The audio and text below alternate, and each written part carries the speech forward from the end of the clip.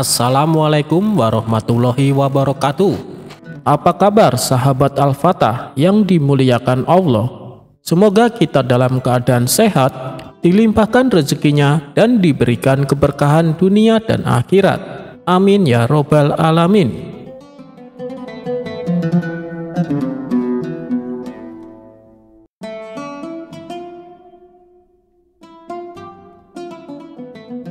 Di sebuah padang bunga yang luas dan indah di pinggir kota, Baginda Raja sedang duduk menikmati keindahan alam bersama para menteri dan Abu Nawas. Udara sejuk, aroma bunga semerbak, dan kupu-kupu berterbangan dengan indahnya. Seorang menteri dengan bangga berkata, "Wahai Baginda Raja, lihatlah betapa indah dan gembiranya kupu-kupu itu. Mereka adalah simbol kebebasan dan kebahagiaan. Mereka tidak pernah merasakan sedih atau duka," ucapnya. Mendengar itu Abu Nawas menggelengkan kepalanya.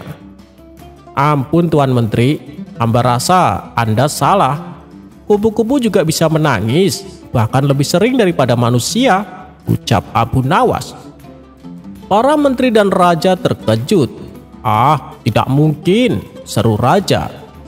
"Kupu-kupu adalah makhluk yang sangat rapuh. Jika mereka menangis, air mata mereka akan membebani sayap mereka dan membuat mereka tidak bisa terbang," bantah raja.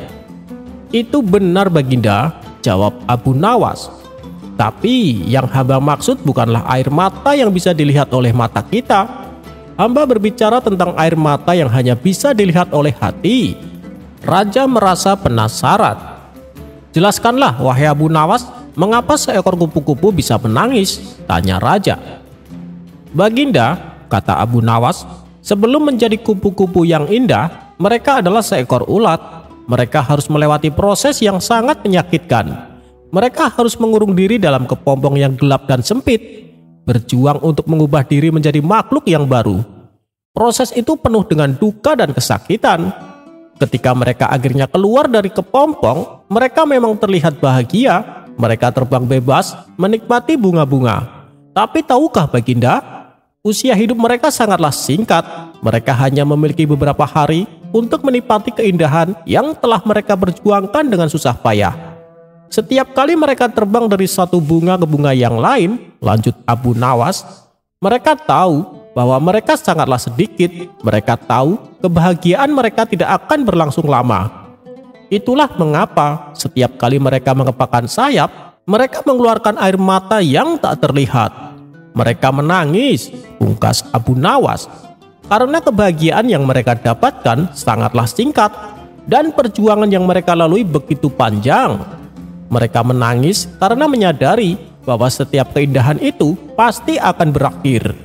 Baginda Raja dan para menteri terdiam. Mereka tidak menyangka di balik keindahan dan kebahagiaan yang mereka lihat tersimpan sebuah kesedihan yang mendalam. Mereka telah menganggap remeh kehidupan seekor kupu-kupu. Raja memandang Abu Nawas, lalu menatap kupu-kupu yang masih berterbangan di sekitarnya. "Kau benar Abu Nawas, bahkan seekor kupu-kupu pun bisa menangis. Kesedihan dan duka adalah bagian dari setiap kehidupan. Tidak peduli seberapa indah atau bahagia kelihatannya." Sejak saat itu setiap kali raja melihat kupu-kupu, ia tidak lagi hanya melihat kebahagiaannya. Ia melihat perjuangannya, dan ia belajar untuk lebih menghargai setiap momen yang ia miliki dalam hidupnya.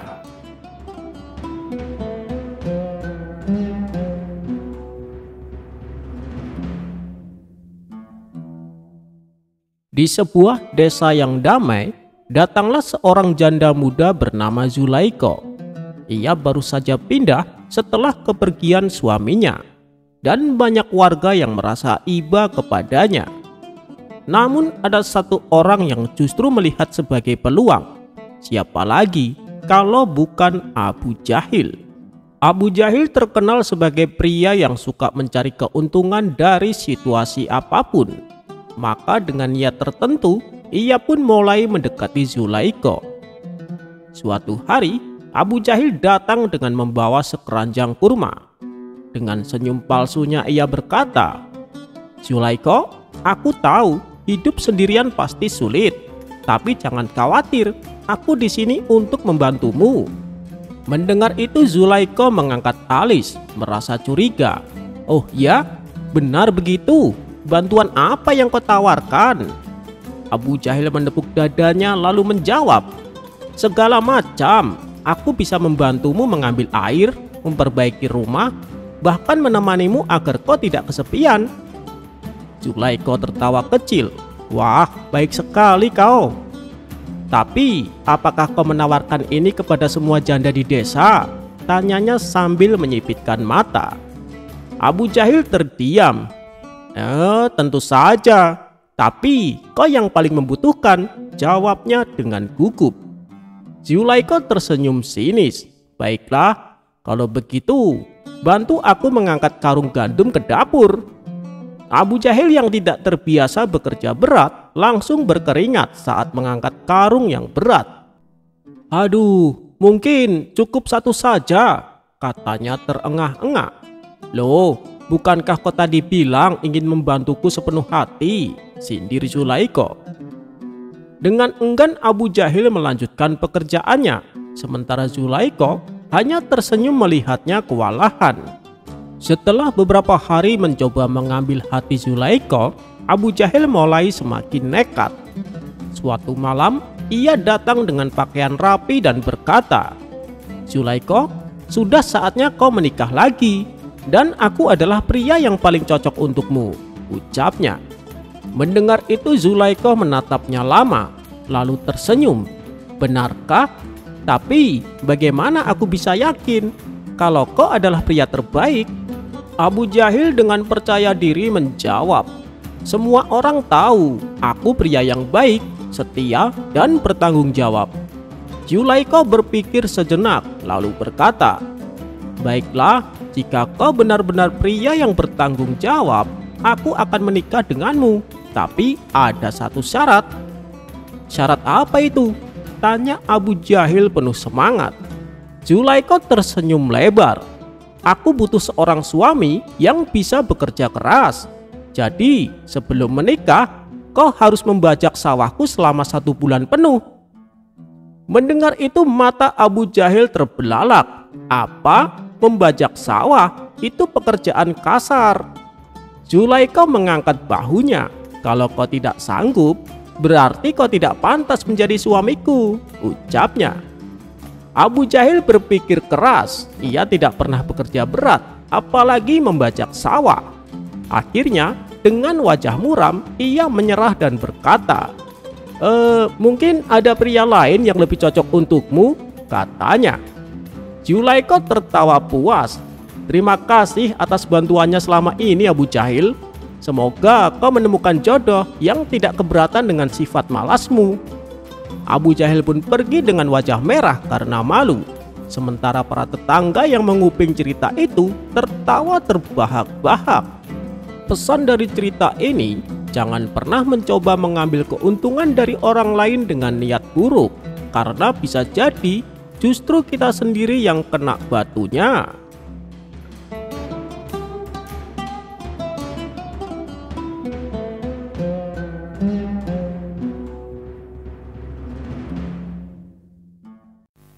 Pada suatu hari, sang raja meminta kepada tukang emasnya yang sudah tua untuk menuliskan sesuatu di dalam cincinnya. Raja berpesan, "Tuliskanlah sesuatu yang bisa kamu simpulkan dari seluruh pengalaman dan perjalanan hidupmu, supaya itu bisa menjadi pelajaran untuk hidupku." Berbulan-bulan si tukang emas yang tua itu membuat cincinnya. Lalu lebih sulitnya menuliskan apa yang penting di cincin emas kecil itu. Akhirnya setelah berdoa dan merenungkan, si tukang emas itu menyerahkan cincinnya pada sang raja. Dan dengan tersenyum, sang raja membaca tulisan kecil di cincin itu yang berbunyi, "Dan yang ini pun akan berlalu." Awalnya sang raja tidak terlalu paham dengan apa yang tertulis di sana. Tetapi suatu ketika, tak kala menghadapi persoalan kerajaan yang pelik, akhirnya ia membaca tulisan di cincin itu. Dan ia pun menjadi lebih tenang. dan ini pun akan berlalu. Dan tak kala ia sedang bersenang-senang, ia pun tak sengaja membaca tulisan di cincin itu.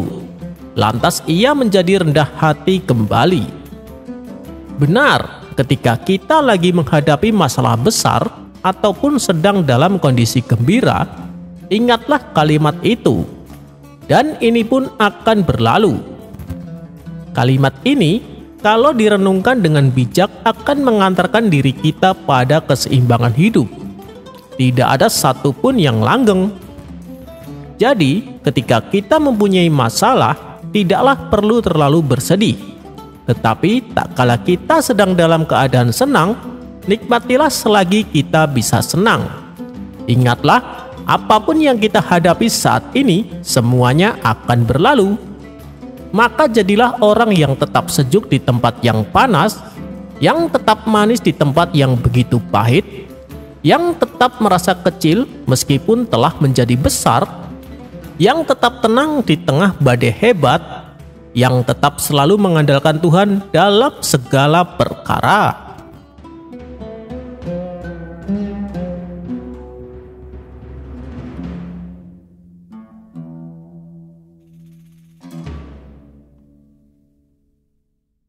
Diceritakan, ada sebuah kota wisata yang sangat indah dan menarik. Wajar saja bila kota tersebut ramai dikunjungi banyak orang. Bahkan dari mereka ada yang sampai menginap hingga beberapa hari. Pemandangannya yang luar biasa membuat para pengunjung semakin betah berlama-lama di sana. Kabar tentang kota ini pun sampai ke telinga istri Abu Nawas. "Wahai suamiku, aku ingin berlibur ke sana. Kapan kau akan mengajakku?" tanya sang istri. Sambil menghela napas, Abu Nawas menjawab, "Maafkan aku, wahai istriku. Untuk saat ini, aku belum bisa memenuhi keinginanmu. Insya Allah nanti, kalau aku sudah punya uang, kita akan berlibur ke kota itu." Rupanya, keinginan sang istri begitu sangat menggebu-gebu, hingga membuat Abu Nawas selalu kepikiran. Pada suatu hari, Baginda Raja memanggil Abu Nawas ke istana. Kesempatan ini tidak disia-siakan. Abu Nawas pun segera bergegas menuju ke istana. Sebelum berangkat, Abu Nawas berkata kepada sang istri, "Hari ini aku mendapat tugas dari Baginda Raja. Nanti kalau aku mendapat hadiah uang, kita akan berlibur ke kota tersebut." Istrinya pun tersenyum bahagia mendengar perkataan Abu Nawas. Seperti biasanya, setiba di sana, ia diberi tugas untuk menangani sebuah masalah. Abu Nawas yang memang terkenal cerdik dengan mudahnya menyelesaikan masalah tersebut. Dan atas keberhasilannya, Baginda Raja memberi hadiah berupa pundi-pundi uang. "Wahai Abu Nawas, akan kau apakan uang-uang itu?" tanya Baginda Raja. "Insya Allah saya akan mengajak istriku berkunjung ke kota wisata, Paduka," jawab Abu Nawas. "Wah, bagus itu. Apalagi kalau menginap di sana. Sebab bila malam hari, suasana di kota itu sangat menakjubkan," balas Baginda Raja. "Iya sih, pengennya juga begitu. Tapi uangnya tidak mencukupi," ujar Abu Nawas. "Kau jangan khawatir Abu Nawas, uang yang tadi kau terima simpan saja untuk kebutuhanmu. Dan mengenai liburan ke kota wisata, semua biaya perjalanan dan uang saku, aku yang akan menanggungnya," jelas Baginda Raja. Mendengar itu sontak Abu Nawas terkejut dibuatnya. Antara perasaan haru dan bahagia bercampur menjadi satu. "Terima kasih Paduka yang mulia," kata Abu Nawas penuh kegembiraan. Kemudian Baginda Raja mempersilahkan Abu Nawas untuk pulang. Setibanya di rumah, ia langsung memberitahu sang istri tentang kabar gembira tersebut. "Benarkah suamiku? Jadi kapan kita berangkatnya?" tanya sang istri tidak sabar. "Besok lusa kita berangkat," jawab Abu Nawas. Singkat cerita, hari yang ditentukan pun telah tiba. Abu Nawas beserta istri mempersiapkan semua perbekalan. Akan tetapi, tiba-tiba terdengar berita duka bahwa istri Abu Jahil telah meninggal dunia. Situasi ini membuat Abu Nawas dilema. Kalau ia tetap berlibur ke kota wisata, ia pasti akan dicibir oleh para warga dan menjadi bahan gunjingan orang-orang. Kemudian Abu Nawas berkata kepada sang istri, "Kau pergilah dulu, nanti aku menyusul. Aku tidak mungkin tak menghadiri pemakaman istri Abu Jahil." Sang istri pun menurut. Ia berangkat menuju kota wisata tanpa didampingi Abu Nawas. Namun setelah seminggu berlalu, Abu Nawas tak kunjung datang juga. Hal ini membuat istrinya menjadi gelisah. Ia lalu mengirimkan surat agar Abu Nawas segera menyusul. Karena sang istri tahu kalau suaminya menginap di rumah Abu Jahil, maka alamat yang ditulis adalah alamat rumah Abu Jahil. Akan tetapi, ia lupa tidak menulis nama pengirimnya. Dan pada keesokan harinya, datanglah lelaki pengantar surat ke rumah Abu Jahil. Abu Jahil yang sedang berduka karena kematian sang istri, dikagetkan oleh suara ketukan pintu. Ketika ia membuka pintu rumahnya, lelaki pengantar surat berkata, "Tuan Abu Jahil, ini ada surat untukmu."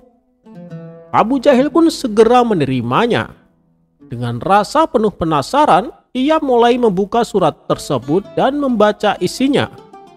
"Wahai suamiku tercinta, alhamdulillah aku sudah sampai.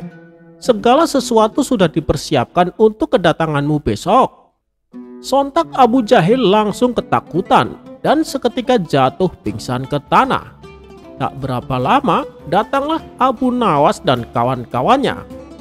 Begitu masuk ke dalam rumah Abu Jahil, mereka kaget melihat Abu Jahil telah tergeletak di tanah. "Waduh, ada apa ini? Apa yang terjadi dengan Abu Jahil?" Ketika mereka mencoba mencari tahu apa penyebabnya, tiba-tiba matanya tertuju pada sebuah surat yang ada di genggaman tangan Abu Jahil. Abu Nawas dan kawan-kawannya segera mengambil dan membacanya. "Lah, ini kan surat dari istriku. Kenapa ada pada Abu Jahil?" Mungkin Abu Jahil mengira surat ini dari istrinya yang sudah meninggal. Makanya dia sampai jatuh pingsan, terang Abu Nawas. Mereka pun yang tadinya khawatir, spontan berubah menjadi gelak tawa.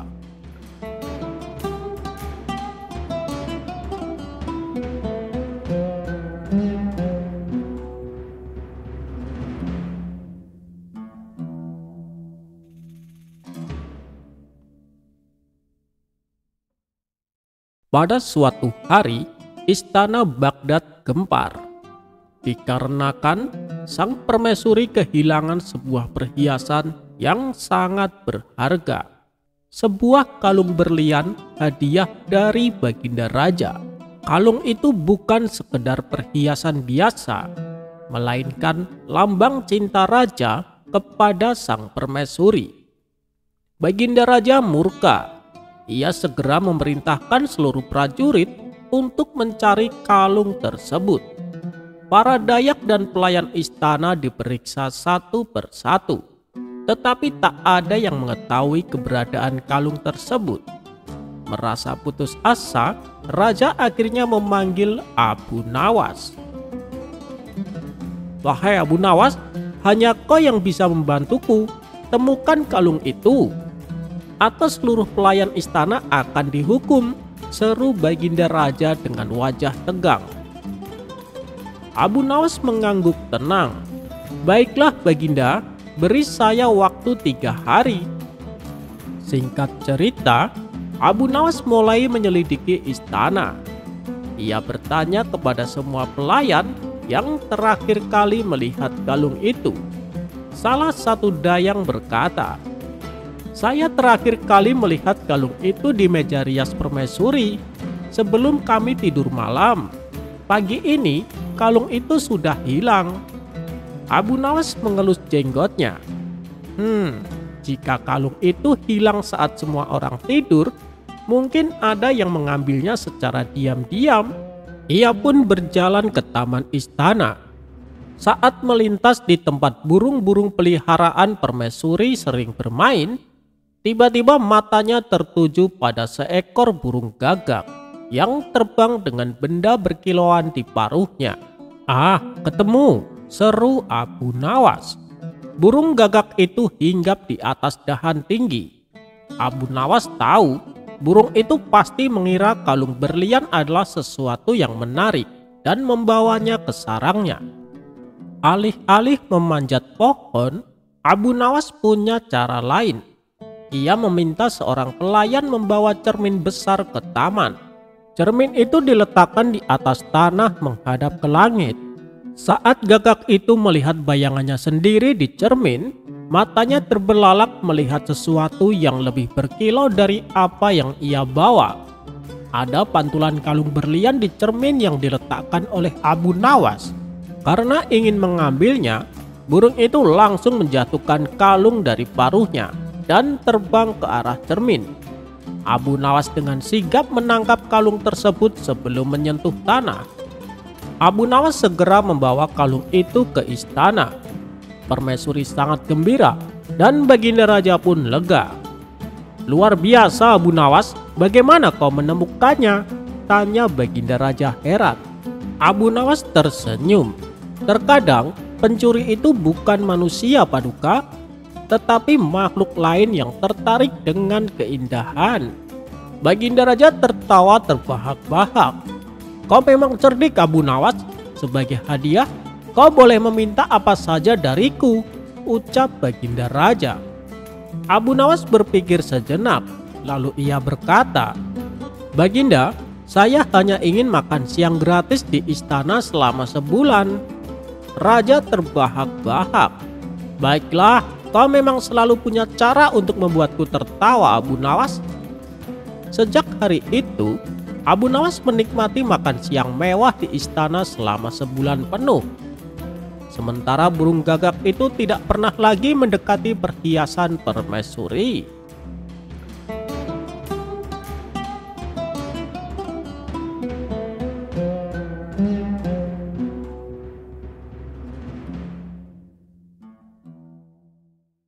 Suatu hari di bulan Ramadan, Abu Jahil yang terkenal licik dan rakus mendengar kabar bahwa ada masjid di kota yang membagikan takjil gratis dalam jumlah besar.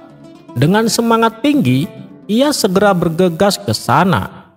Di masjid itu antrean sudah mengular panjang.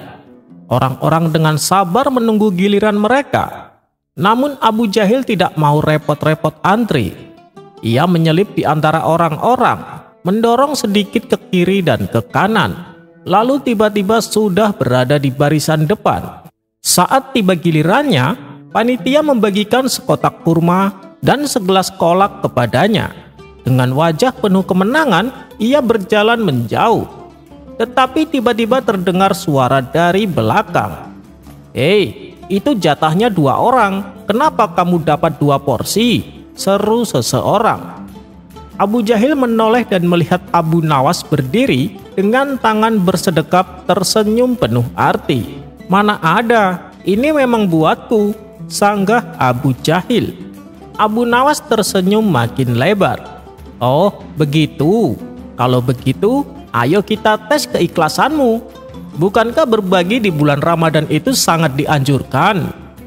Abu Jahil mulai gelisah. Ia tak mau berbagi, tapi jika menolak, ia akan terlihat buruk di depan orang banyak.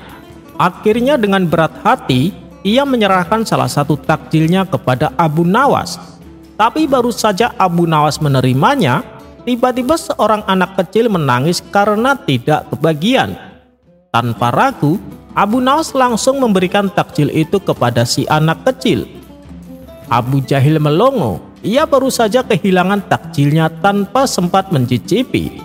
Abu Nawas menepuk pundaknya dan berkata, "Lihat, jika kau dari awal sabar dan antri dengan baik, kau pasti bisa menikmati takjilmu dengan tenang.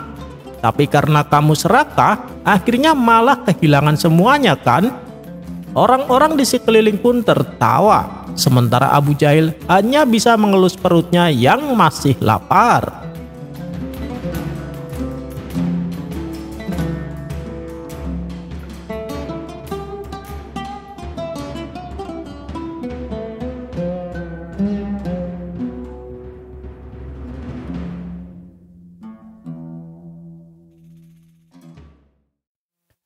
Diceritakan di depan rumah Abu Nawas terdapat pohon mangga yang besar. Seiring berjalannya waktu, pohon mangga tersebut mulai berbuah. Lama-kelamaan, buahnya semakin banyak dan semakin besar. Abu Nawas yang terkenal dermawan membagikan buah mangganya kepada para tetangganya. Pada suatu malam, ada 3 bocah pencuri mendatangi rumah Abu Nawas. Mereka berencana mencuri mangga yang ada di depan rumahnya. Namun naas, saat mereka sedang melakukan aksinya, Abu Nawas memergoki ketiga bocah tersebut. "Hei, ngapain kalian? Ayo turun!" teriak Abu Nawas. Dengan wajah penuh ketakutan, mereka pun turun menghadap Abu Nawas. "Siapa kalian ini dan kenapa kalian mencuri mangga?" tanya Abu Nawas. "Maafkan kami Tuan Abu, kami mengaku bersalah," jawab mereka ketakutan. "Kalau mau mangga, kenapa harus mencuri? Mintalah secara baik-baik, nanti pasti aku kasih," tutur Abu Nawas. "Sekali lagi kami minta maaf Tuan Abu," kata mereka. "Baiklah, karena kalian telah melakukan kesalahan, maka kalian harus dihukum," ujar Abu Nawas. Lalu ketiga bocah tersebut satu persatu ditanya siapa namanya. "Nama kamu siapa?" tanya Abu Nawas kepada bocah pertama. "Nama saya Anas Tuan," jawab bocah pertama. "Oh, Anas. Sebagai hukumannya, baca surat Al-Quran yang sesuai dengan nama kamu," perintah Abu Nawas. Bocah pertama ini lalu membaca surat Anas sampai selesai. "Kamu siapa?" tanya Abu Nawas kepada bocah kedua. "Saya Tarik Tuan," jawab bocah tersebut. "Baik, baca surat At-Tarik sampai selesai," perintah Abu Nawas. Bocah kedua pun membaca surat At-Tarik sampai selesai. Kini, tibalah giliran bocah ketiga. Dia terlihat gemeteran dan wajahnya mulai panik. "Nama kamu siapa?" tanya Abu Nawas. "Nama saya Ali Imron Tuan. Tapi kalau di rumah biasa dipanggil Kulhu," jawab bocah ketiga dengan terbata-bata. Spontan Abu Nawas langsung tertawa terpingkal-pingkal. "Ya sudah, baca surat Kulhu," kata Abu Nawas sambil terus tertawa. Setelah ketiga bocah tersebut dihukum dengan membaca surat-surat Al-Quran, Abu Nawas lalu menasehatinya. "Kalian harus berjanji, jangan sampai mengulanginya lagi," kata Abu Nawas. "Baik Tuan Abu," jawab mereka serempak. Kemudian Abu Nawas memberi mereka sekantong buah mangga. "Sekarang pulanglah," ucap Abu Nawas. Ketiga bocah tersebut lalu pamit pulang dan mengucapkan terima kasih.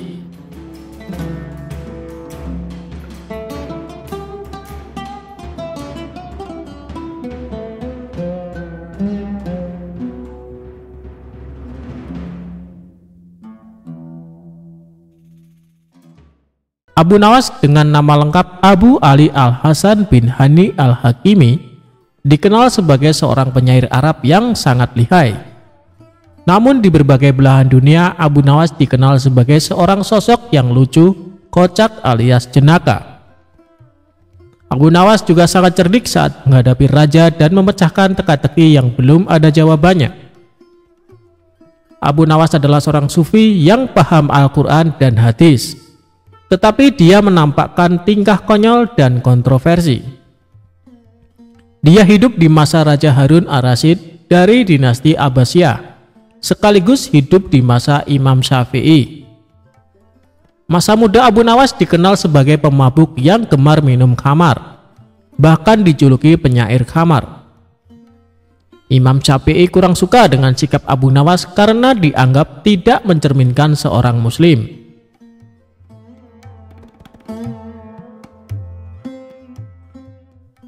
Suatu ketika Abu Nawas meninggal dunia dan kabar kematiannya sampai ke penjuru seantero negara Iran. Kabar wafatnya Abu Nawas membuat gempar penduduk Iran. Baginda Raja sebagai teman dekat Abu Nawas merasa sedih mendengar kabar tersebut. Sementara Imam Syafi'i juga mendengar kabar wafatnya Abu Nawas. Namun Imam Syafi'i enggan menyolati jenazah Abu Nawas. Sementara di satu sisi banyak warga berkumpul di rumah Abu Nawas untuk melayat dan mendoakan jenazah Abu Nawas.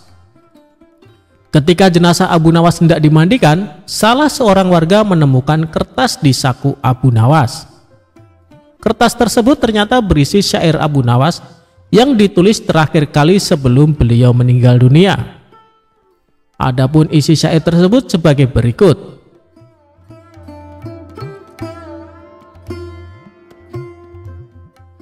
Wahai Tuhanku, dosaku terlalu besar dan banyak, tapi aku tahu bahwa ampunanmu lebih besar. Jika hanya orang baik yang boleh berharap kepadamu, kepada siapa pelaku maksiat akan berlindung dan memohon ampunan?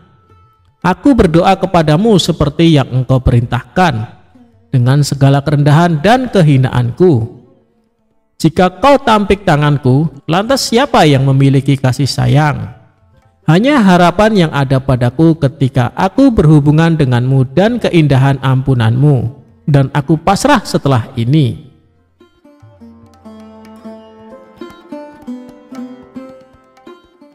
Kemudian salah seorang warga membawa kertas berisi syair Abu Nawas ke rumah Imam Syafi'i.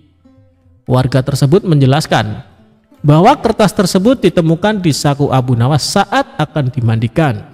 Setelah membaca syair Abu Nawas tersebut, Imam Syafi'i sangat sedih dan menangis sejadi-jadinya. Kemudian Imam Syafi'i pergi ke rumah Abu Nawas untuk menyolatkan jenazahnya. Itulah kisah syair terakhir Abu Nawas yang mampu meluluhkan pemilik mazhab terbesar, yaitu Imam Syafi'i. Semoga kita bisa mengambil hikmah dari kisah Abu Nawas yang hidup sejaman dengan Imam Syafi'i.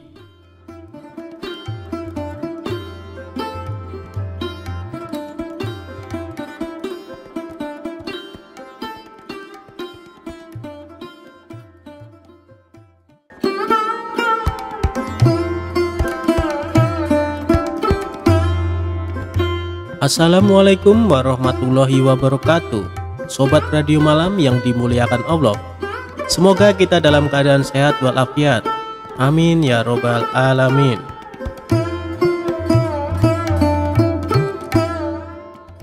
Meski bukan perenang yang baik, Abu Nawas sukses menyeberangi lautan. Suatu hari Baginda Raja memanggil si pria pintar ke istana. Dia berkata, "Hari ini saya punya misi lain untukmu, Abu Nawas," kata Raja. "Apa yang harus saya kerjakan, Yang Mulia?" tanya Abu Nawas tidak sabar. "Kau tahu bahwa kita punya teluk yang sangat luas, bukan?" tanya Raja. "Menyedihkan sekali, tak seorang pun pernah menyeberangi teluk tersebut." Saya bertanya-tanya, apakah mungkin seorang manusia bisa berenang ke seberang teluk? "Abu, saya butuh kau menjawab keingintahuanku. Saya mau kau ambil misi ini sebagai tugas terhormat," kata Raja kepada Abu Nawas. "Tuan, saya bukan seorang perenang yang baik," ujar Abu Nawas. "Saya tahu, tapi setiap orang mengetahui kalau kau adalah pria terpintar di negeri ini. Kau harus dapat mengerjakan tugas ini," kata Raja sedikit memaksa. "Ya, saya akan mengerjakannya, Yang Mulia." Abu Nawas menggerutu ketika dia berjalan keluar. Abu Nawas lalu berjalan ke pantai. Ia memandangi teluk yang luas itu, lalu duduk di bawah sebuah pohon palem. Dia mencoba mencari ide menyiasati misi yang mustahil itu. Pada waktu itu ia melihat pakaian anak-anak tergeletak di atas bebatuan di sampingnya. "Di mana anak itu?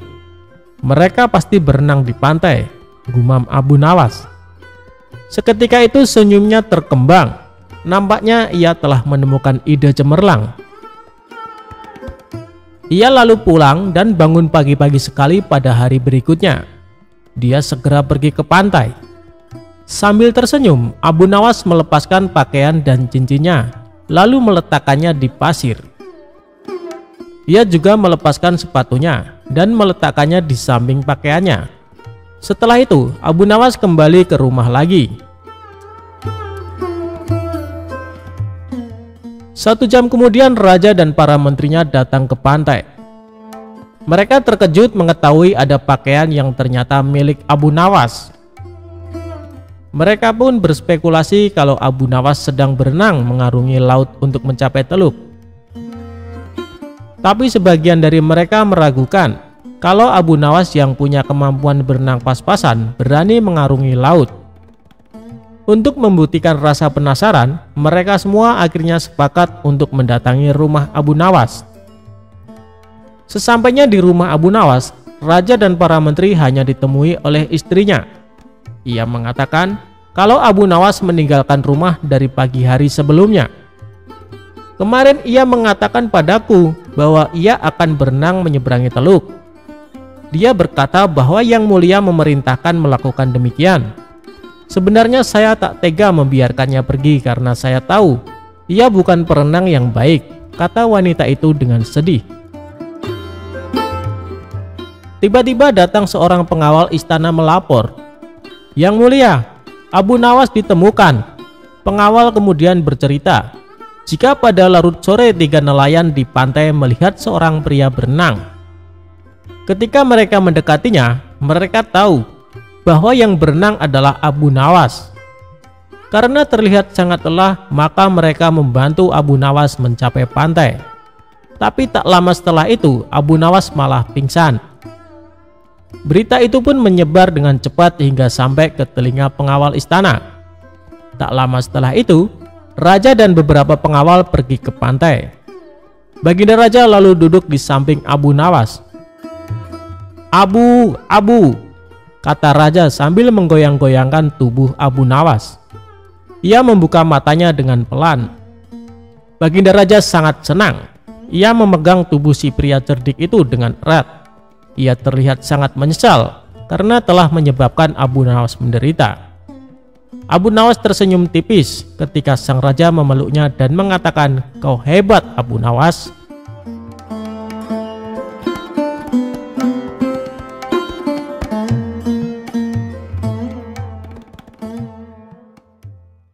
Abu Nawas minta bantuan malaikat langit untuk lempar batu ke pencuri.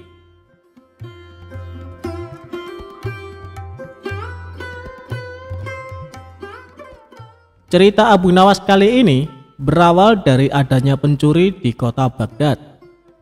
Si pencuri itu sebenarnya sering tertangkap oleh warga, namun tidak pernah jera dengan perbuatannya. Suatu hari ia mencuri di rumah salah seorang saudagar kaya raya. Ketika sedang menjarah barang-barang berharga, dia kepergok oleh si pemilik rumah. Saudagar kaya tersebut langsung berteriak minta tolong. "Ada pencuri! Ada pencuri!" teriak saudagar kaya tersebut. Mendengar ada teriakan, para warga langsung berlari menuju rumah saudagar kaya itu. Mereka lalu mengepung si pencuri agar tidak bisa melarikan diri. Tapi anehnya si pencuri tampak terlihat tenang. Dia sama sekali tidak ada niat kabur. Justru ia menghampiri warga yang mengepungnya. Tentu saja warga langsung membekuknya. Bahkan ada beberapa orang yang hendak memukuli. Dan ada juga yang ingin melemparinya dengan batu.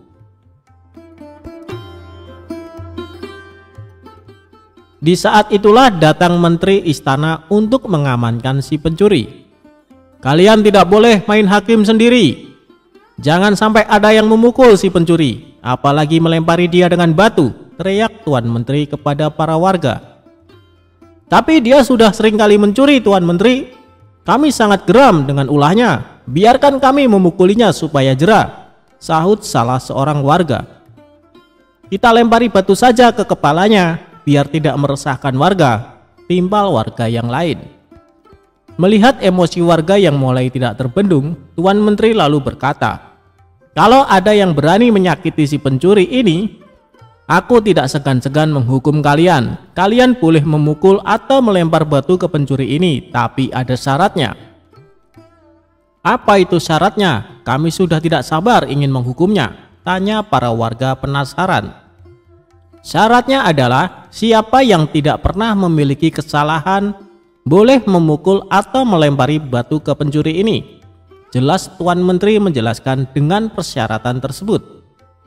Para warga hanya terdiam, sebab mana mungkin ada manusia yang tidak punya salah. Bahkan anak kecil pun pernah melakukan kesalahan. Akhirnya para warga membubarkan diri, sementara si pencuri dibawa oleh Tuan Menteri dengan dalih akan diproses di pengadilan. Tapi kenyataannya di tengah jalan si pencuri malah dibebaskan dan disuruh pulang. Usut punya usut, ternyata si pencuri adalah sahabat karib Tuan Menteri. Beberapa hari kemudian, si pencuri kembali beraksi, dan setiap kali tertangkap warga, Tuan Menteri selalu datang menolong. Begitulah seterusnya hingga suatu ketika si pencuri menyatroni rumah Abu Nawas.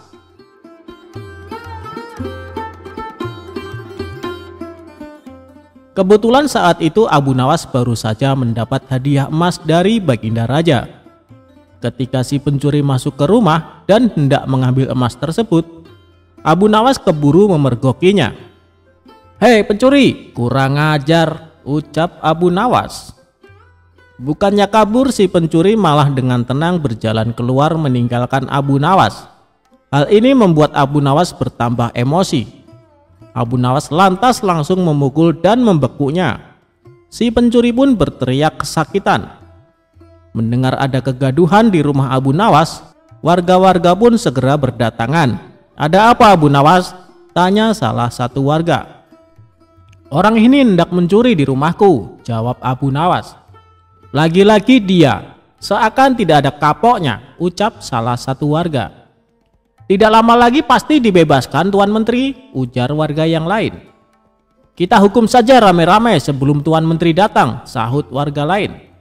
Tapi sayangnya niat tersebut tidak terlaksana, sebab Tuan Menteri dan para pengawal segera mendatangi rumah Abu Nawas. Tuan Menteri lalu mengamankan si pencuri dengan melepaskannya dari tangan warga. Si pencuri kini berdiri di samping Tuan Menteri. "Sudah saya peringatkan berkali-kali, kalian tidak boleh main hakim sendiri. Kalau ada yang berani menyakitinya, aku tidak segan-segan menghukum kalian," ancam Tuan Menteri kepada para warga. "Tapi bagi siapa saja yang tidak pernah memiliki kesalahan selama hidupnya, boleh memukul atau melempar batu ke pencuri ini. Ayo silahkan bila kalian merasa sok suci," bentak Tuan Menteri. Mendengar itu para warga pun terdiam seketika, tapi tidak bagi Abu Nawas. Diam-diam ia mengambil 2 batu besar, lalu dilemparkan ke arah langit secara bersamaan. Saat 2 batu tersebut kembali turun ke bawah, masing-masing mengenai kepala si pencuri dan Tuan Hakim. Sontak si pencuri langsung pingsan jatuh tersungkur. Dari kepalanya keluar darah bercucuran. Begitu juga dengan Tuan Menteri, meski tidak pingsan, dia mengalami sakit yang luar biasa. Dari kepalanya hingga bercucuran darah cukup banyak. "Kurang ajar, siapa yang berani berbuat lancang melempar batu?" teriak Tuan Menteri penuh emosi. Dikarenakan takut menjadi sasaran amukan Tuan Menteri, orang-orang di sana lalu menunjuk bahwa Abu Nawaslah pelakunya. "Kurang ajar kau Abu Nawas, kau akan mendapat hukuman berat," bentak Tuan Menteri. "Salahku di mana? Kenapa tiba-tiba aku dihukum?" tanya Abu Nawas berpura-pura. "Kamu telah berani melempari kepalaku dengan batu," jawab Tuan Menteri. "Oh itu, bukankah tadi Tuan Menteri mengatakan sendiri, siapa saja yang tidak pernah bersalah selama hidupnya boleh melempari si pencuri dengan batu," balas Abu Nawas. "Jadi kau merasa kalau kamu tidak pernah berbuat salah? Jangan sok suci kamu Abu Nawas," hardik Tuan Menteri. "Justru itu, karena aku orang yang pernah berbuat salah, makanya aku minta bantuan malaikat langit. Aku berikan dia 2 batu dengan cara melemparnya ke atas. Ketika malaikat langit mengembalikan batu itu ke bawah, ternyata yang kena bukannya pencuri, tapi Tuan Menteri juga ikut kena. Mungkin malaikat langit lebih tahu bila selama ini Tuan Menteri bersekongkol dengan si pencuri, kata Abu Nawas. Mendengar itu Tuan Menteri tidak bisa berkata apa-apa, tapi memendam amarah kepada Abu Nawas. Tuan Menteri ingin menghukum saat itu juga, karena perkataan yang diucapkan Abu Nawas hanya dibuat-buat. Belum sempat Tuan Menteri perintahkan pengawal untuk menangkap, tiba-tiba Abu Nawas berkata lagi, kalau besok-besok dia sampai kedapatan mencuri lagi, dan Tuan Menteri menolong dengan alasan akan mengamankannya, maka batu ini bukan hanya akan aku berikan kepada malaikat langit, tapi akan aku berikan juga kepada Baginda Raja, ancam Abu Nawas. Mendengar perkataan tersebut, nyali Tuan Menteri mendadak ciut. Tuan Menteri yang tadinya bersikap garang mendadak berubah menjadi santun, sebab tahu betul betapa dekatnya Abu Nawas dengan Baginda Raja. Maafkan aku Tuan Abu Nawas, aku pastikan kali ini si pencuri akan mendapat hukuman, kata Tuan Menteri. Sejak saat itulah akhirnya si pencuri menjadi jera dan tidak mengulangi perbuatannya, karena Tuan Menteri sudah tidak berani melindunginya.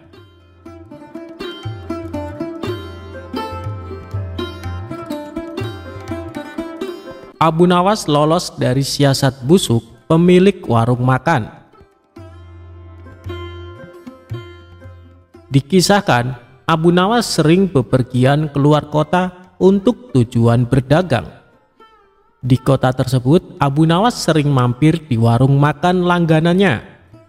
Suatu ketika, Abu Nawas baru saja tiba di kota itu dan seperti biasanya mampir di warung makan langganannya itu.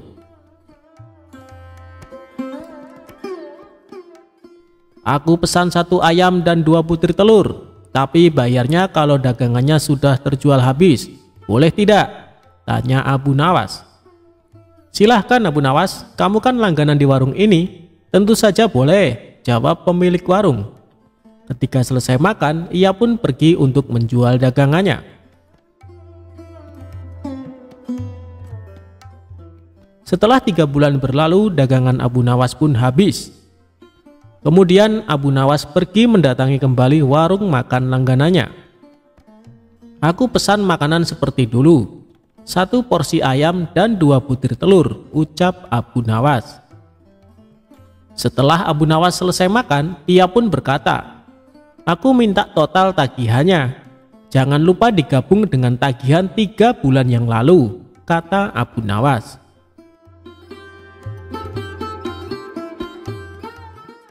Si pemilik warung menghitung tagihannya dan memberikan secari kertas. Ini total tagihannya, cukup 200 dirham saja, kata si pemilik warung. Apa? 200 dirham? Hanya untuk 2 porsi ayam dan 4 butir telur, kamu mau memerasku? Tanya Abu Nawas emosi. Harga ini sudah cukup murah, coba kau pikir, ayam yang kau makan sejak 3 bulan lalu, jika setiap harinya dia bertelur, maka akan menghasilkan ayam-ayam yang banyak. Dan jika dijual akan menghasilkan ribuan dirham. Tapi aku hanya menyuruhmu membayar 200 dirham saja, kata si pemilik warung. Ini tidak adil, hanya akal-akalanmu saja, kata Abu Nawas. Mereka berdebat tanpa hasil dan memutuskan untuk menghadap Tuan Hakim.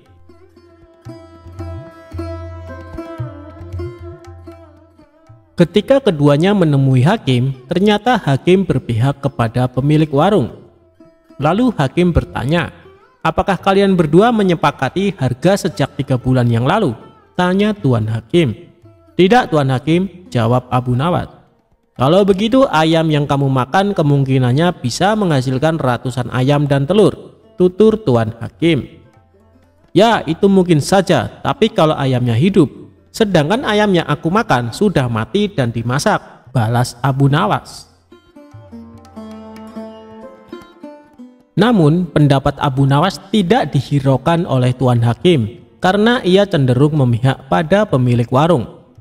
Aku minta kasus ini ditangguhkan sampai besok pagi karena waktu sudah menjelang sore, pinta Abu Nawas. Permintaan Abu Nawas pun dikabulkan Tuan Hakim. Seharian Abu Nawas memikirkan cara agar bisa memenangkan kasusnya. Pada esok harinya, berangkatlah Abu Nawas menuju tuan rumah hakim. Setibanya di sana, ternyata si pemilik warung sudah datang lebih awal. "Kenapa kau terlambat dan membuat mereka menunggu?" tanya tuan hakim.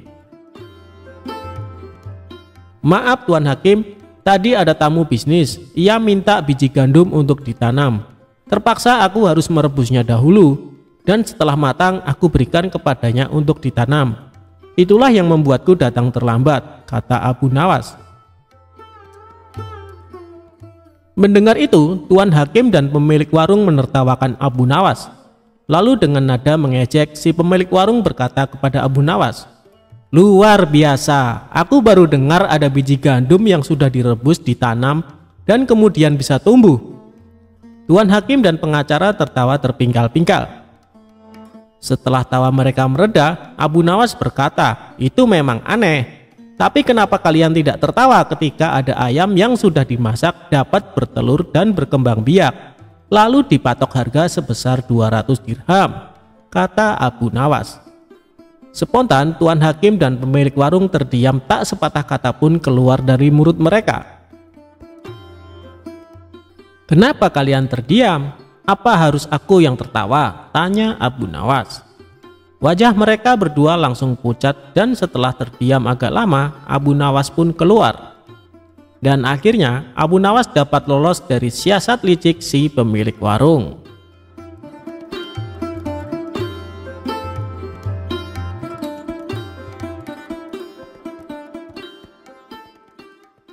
Abu Nawas menginap di rumah pencuri.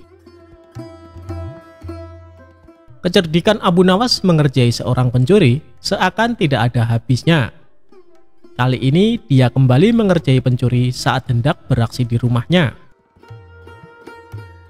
Suatu malam saat sedang tidur pulas, Abu Nawas dikagetkan suara berisik dari ruang tengah rumahnya.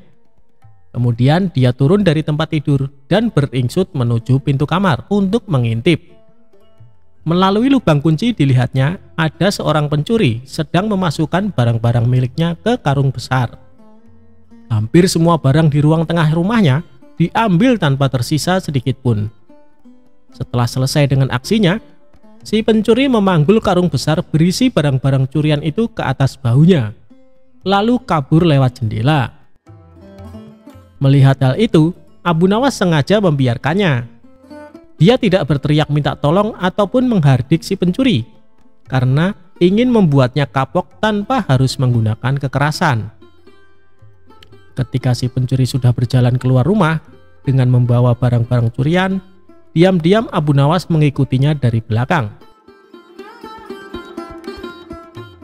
Setelah menempuh perjalanan lumayan jauh, si pencuri terlihat kelelahan. Bagaimana tidak, sebab barang curian yang dibawa sangatlah banyak. Akhirnya sampailah si pencuri di depan rumahnya. Dia segera masuk dan beristirahat. Saking capeknya, pencuri itu sampai lupa menutup pintunya kembali. Sehingga dengan mudah Abu Nawas ikut masuk ke rumahnya. Tidak lama kemudian, si pencuri mulai membuka karung dan mengambil barang-barang hasil curiannya. Dari mulai barang-barang berharga sampai barang-barang rumah tangga seperti gelas, piring, hingga mangkok. Si pencuri lalu meletakkan semua barang-barang tersebut sesuai tempatnya, seolah baru pindah rumah. Sementara Abu Nawas terus mengamati dari belakang sambil duduk santai. Merasa curiga ada orang di sekitarnya, si pencuri pun menoleh ke belakang. Betapa kagetnya dia melihat Abu Nawas ada di dalam rumahnya. "Kenapa kau ada di sini?" tanya si pencuri setengah ketakutan. "Kamu tidak tahu ya? Rumahku sekarang di sini," jawab Abu Nawas. "Kenapa bisa begitu? Ini rumahku," balas si pencuri. "Kalau kemarin ini memang rumahmu, tapi sekarang sudah jadi rumahku karena aku sudah pindah ke sini," ujar Abu Nawas. "Pindah? Pindah bagaimana maksudmu?"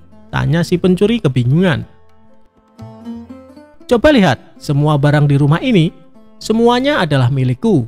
Jadi rumah ini adalah milikku. jelas Abu Nawas. "Kalau kau mengusirku, aku akan berteriak bahwa kamu telah mencuri barang-barangku, dan aku akan memukulimu," ancam Abu Nawas. Dikarenakan tidak ingin memperpanjang masalah, si pencuri membiarkan Abu Nawas menetap di rumahnya. Selama seminggu menetap di sana, Abu Nawas selalu menghabiskan roti yang akan dimakan si pencuri. Belum lagi susu dan madu yang disiapkan di dalam lemari dengan lahapnya Abu Nawas habiskan semua. Selama itu pula setiap hari si pencuri terpaksa tidur dengan menahan rasa lapar. "Kalau begini bukan aku yang merampok, tapi dia yang merampok semua makananku," pikir si pencuri merasa kesal. Esok harinya si pencuri menghampiri Abu Nawas. "Tuan, bagaimana caranya supaya Tuan kembali ke rumah Tuan?" tanya si pencuri. "Sudah dibilangin, aku sudah pindah di sini. Sekarang ini adalah rumahku. Buktinya barang-barangku ada di sini semua," tegas Abu Nawas. "Jadi kalau aku kembalikan semua barang-barang ini ke rumah Tuan, Tuan juga akan kembali?" tanya si pencuri. "Tentu saja, kalau di sini sudah tidak ada barang-barangku, jadi ini bukan rumahku lagi," balas Abu Nawas. Akhirnya dengan susah payah si pencuri mengembalikan semua barang-barang Abu Nawas ke rumahnya. Sejak saat itu, Abu Nawas tidak lagi berada di rumah si pencuri. Si pencuri pun tobat dan kini menjadi lebih tenang. Ia tidak ingin lagi berurusan dengan Abu Nawas.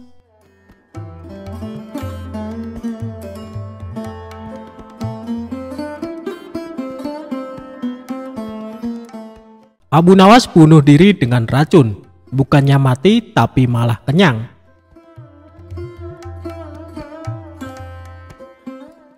Sebelum menjadi orang kepercayaan Baginda Raja, Abu Nawas pernah bekerja sebagai penjahit. Kala itu, Abu Nawas bekerja sebagai penjahit pakaian pada seorang tuan yang memiliki toko pakaian. Karena sifatnya yang sangat rajin dan ulet dalam bekerja, maka Abu Nawas sangat dipercayai oleh tuan majikannya. Bahkan di tempat kerjanya, Abu Nawas dicap sebagai salah satu pekerja yang paling teladan. Namun sayangnya tuan majikan Abu Nawas adalah orang yang sangat pelit sekali. Bahkan tuannya tersebut tidak pernah memberikan perhatian khusus apalagi bonus kepada Abu Nawas. Tidak jarang tuannya tersebut sering membawa banyak sekali makanan ke tempat usahanya. Namun tidak ada satupun pekerja yang diberikan atau ditawari makanan tersebut. Sehingga sikap tuannya tersebut lama-kelamaan membuat Abu Nawas merasa jengkel. Karena sudah terlalu jengkel dengan tuannya, pada sebuah kesempatan Abu Nawas akhirnya memutuskan untuk mengerjai tuannya tersebut. Abu Nawas mengerjai majikannya dengan alasan ingin bunuh diri menggunakan racun. Suatu ketika, tuan majikan Abu Nawas datang dengan membawa sebuah kendi yang berisi madu. Karena Abu Nawas melihat hal itu, kemudian dia menghampiri tuannya sembari menanyakan apa isi dari kendi tersebut. Selain itu, ia juga meminta kepada tuan majikannya agar diberikan isi dari kendi tersebut. Karena tuannya sangat pelit, maka dengan sengaja ia berbohong kepada Abu Nawas dengan mengatakan kendi tersebut berisi racun. Abu Nawas pun kemudian hanya mengangguk tanda ia percaya kepada tuan majikannya. Padahal dirinya mengetahui kalau tuan majikan sedang berbohong tentang isi kendi tersebut.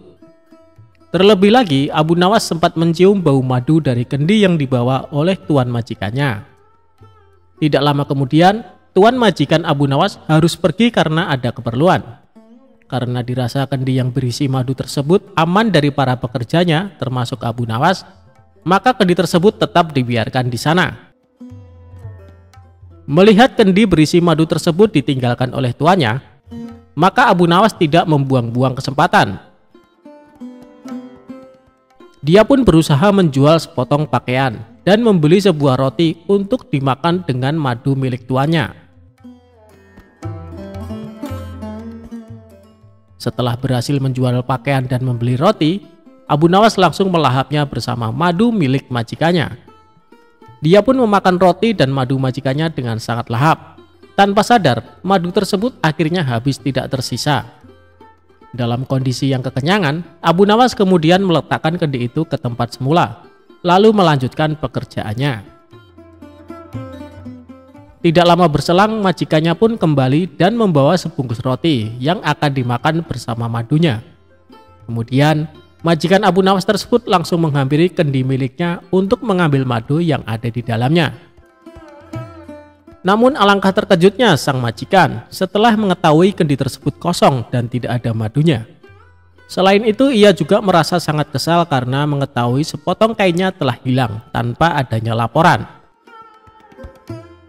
Kemudian tuan itu berbicara kepada dirinya sendiri dan menganggap hal ini pasti ulah dari Abu Nawas.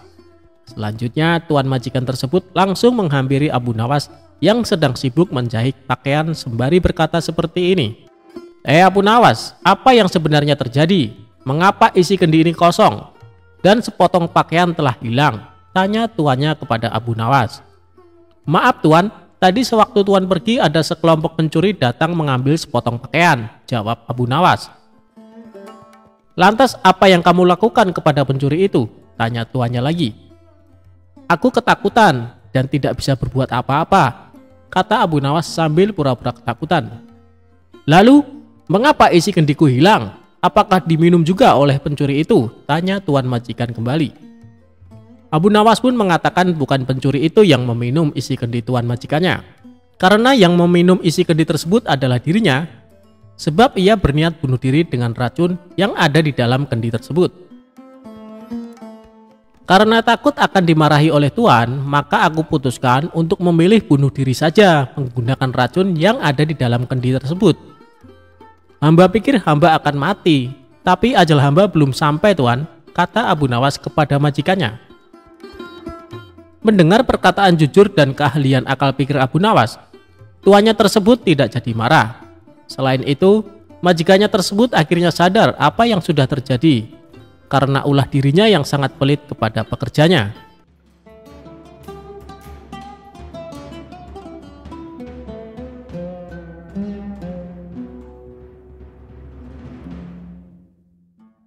Abu Nawas mengerjai balik tabib palsu. Penipu itu bahkan sampai rugi ratusan dinar.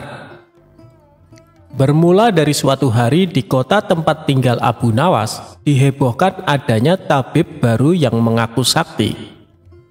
Dia sesumbar bisa mengobati penyakit apa saja.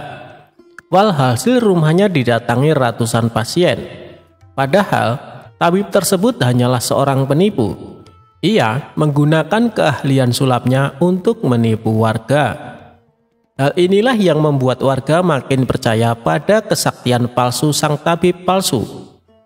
Ada juga pasien yang tidak kunjung sembuh, namun karena rayuan manis sang tabib palsu, ia selalu menuruti perkataannya agar kembali berobat. Sampai pada suatu ketika Abu Nawas jatuh sakit yang tidak kunjung sembuh. Atas saran sang istri, Abu Nawas disuruh berobat ke tabib tersebut. Kala itu Abu Nawas belum tahu kalau tabib tersebut adalah seorang penipu. Ia pun menuruti saran istrinya. Namun, sudah 3 kali berobat, sakit Abu Nawas tidak kunjung sembuh. Padahal, sekali berobat bayarnya 100 dinar. Dan Abu Nawas sudah menghabiskan 300 dinar tanpa ada sedikit pun tanda-tanda kesembuhan pada dirinya. Akibatnya Abu Nawas mulai curiga jangan-jangan tabib itu seorang penipu. Seiring berjalannya waktu, Abu Nawas pun sudah sehat seperti sedia kala. Lalu terbesit dalam benaknya untuk mengerjai tabib palsu tersebut. Aku harus mendapatkan 300 dinarku, tapi bagaimana caranya ya? Tanya Abu Nawas dalam hati. Setelah lama berpikir, akhirnya Abu Nawas menemukan ide cemerlang. Keesokan harinya, dia membuka praktik pengobatan di depan rumahnya, lengkap dipasang papan yang bertuliskan, sembuh bayar 100 dinar, kalau tidak sembuh uang kembali 1000 dinar. Para pasien yang rencananya berobat ke tabib palsu mendadak memilih datang ke rumah Abu Nawas. Rumah Abu Nawas pun penuh sesak oleh pasien. Entah karena kebetulan atau bagaimana, hampir semua pasien yang diobati berhasil disembuhkan. Sementara di rumah tabib palsu terlihat sepi. Tidak ada seorang pasien pun yang datang. "Hari ini kenapa sepi sekali?" tanya sang tabib dalam hati. Selang beberapa lama datanglah asistennya dan mengabarkan berita tentang klinik Abu Nawas. "Tuan, Abu Nawas sekarang buka praktik pengobatan," kata asistennya melaporkan. "Benarkah?" tanya sang tabib. "Benar Tuan, di rumah Abu Nawas ramai sekali pasien datang. Itulah kenapa hari ini di rumah Tuan sepi pasien," jawab asistennya. Mendengar kabar itu, sang tabib tertawa mengejek. Memangnya Abu Nawas sakti? Menyembuhkan dirinya saja tidak bisa, balas sang tabib dengan terus tertawa. "Bukan masalah sakti atau tidaknya Tuan, tapi di depan rumah Abu Nawas terpajang papan yang bertuliskan sembuh bayar 100 dinar, kalau tidak sembuh uang kembali 1000 dinar, ujar sang asisten. "Oh, pantas aku hari ini sepi pasien. Tapi apa emang benar begitu?" tanya sang tabib penasaran. "Saya lihat sendiri Tuan, tapi anehnya pasien yang berobat ke Abu Nawas hampir semuanya sembuh dari penyakitnya," jawab sang asisten. Mendengar penuturan asistennya, muncul sifat asli tabib palsu. Ia berencana menipu Abu Nawas. "Beberapa hari ke depan, untuk sementara kita tutup dulu. Biarlah Abu Nawas yang membuka praktek pengobatan," ucap sang tabib kepada asistennya. "Memangnya kenapa Tuan?" tanya asistennya penasaran. "Aku punya rencana untuk menipu Abu Nawas. Aku pasti akan mendapatkan 1000 dinar, jawab tabib palsu itu. "Tapi bagaimana caranya?" tanya sang asisten bertambah penasaran. "Begini, aku akan berobat ke tempat Abu Nawas. Aku akan berpura-pura sakit pada indera perasa lidahku. Kalau ditanya sembuh atau tidak, tentu saja aku akan mengatakan tidak. Karena yang tahu sembuh atau tidaknya kan hanya aku," paparnya. "Dengan begitu, aku bisa dengan mudah mendapat 1000 dinar, kata sang tabib menjelaskan. Singkat cerita, datanglah tabib palsu itu ke rumah Abu Nawas. "Hai Abu Nawas, aku ingin berobat kepadamu," kata sang tabib. "Bukankah kau seorang tabib? Kenapa malah berobat kemari?" tanya Abu Nawas. "Iya benar, tapi di tempatku tidak ada obatnya, makanya aku datang ke sini," jawab sang tabib. "Memangnya kamu sakit apa?" tanya Abu Nawas lagi. "Begini Abu Nawas, entah kenapa lidahku mati rasa. Aku tidak bisa merasakan apa-apa," kata sang tabib berpura-pura mengeluh. Tapi Abu Nawas menangkap firasat kurang baik. Ia yakin kalau tabib palsu itu hendak menipunya. "Aku tidak akan tertipu untuk yang kedua kalinya. Justru kedatanganmu sudah aku tunggu-tunggu," ucap Abu Nawas dalam hati. Lalu Abu Nawas menyuruh sang tabib untuk menunggunya di ruang pengobatan. Abu Nawas segera memeras buah jeruk yang sangat asam dan menuangnya ke dalam gelas. Lalu gelas tersebut diberikan kepada sang tabib. "Ini obatnya sudah jadi, minumlah," ucap Abu Nawas. Ketika sang tabib meminumnya, mukanya mendadak berkerut menahan rasa kecut.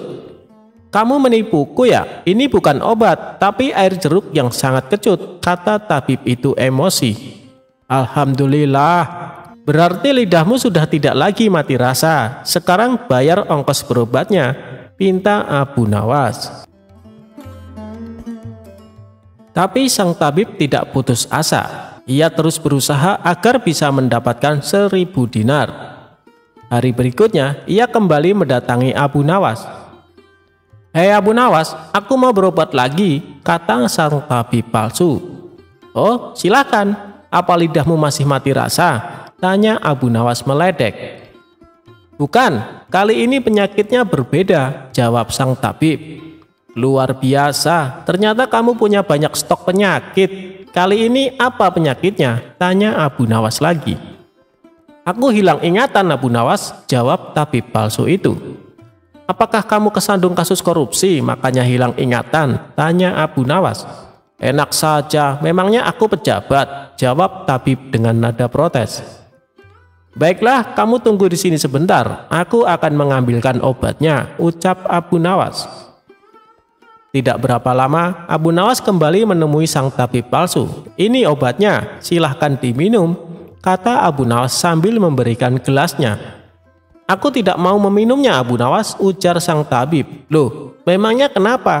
Katanya pengen sembuh, ucap Abu Nawas.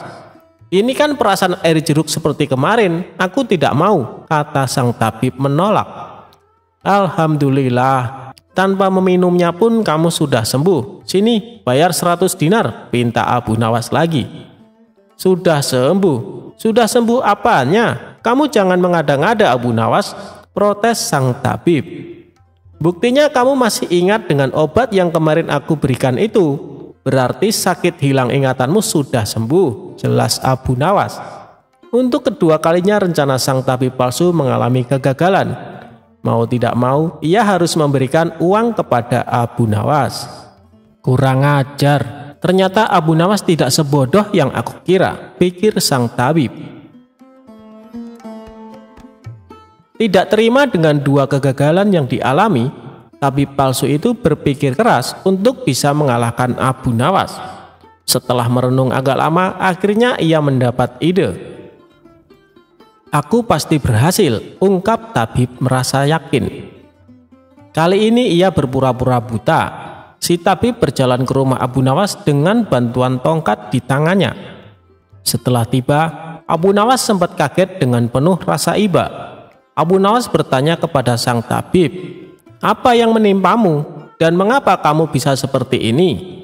Si tabib palsu menjawab, tolonglah aku Abu Nawas, mataku tiba-tiba buta, sembuhkanlah aku, terangnya. Tabib itu kemudian dipersilakan masuk dan duduk di ruang pengobatan.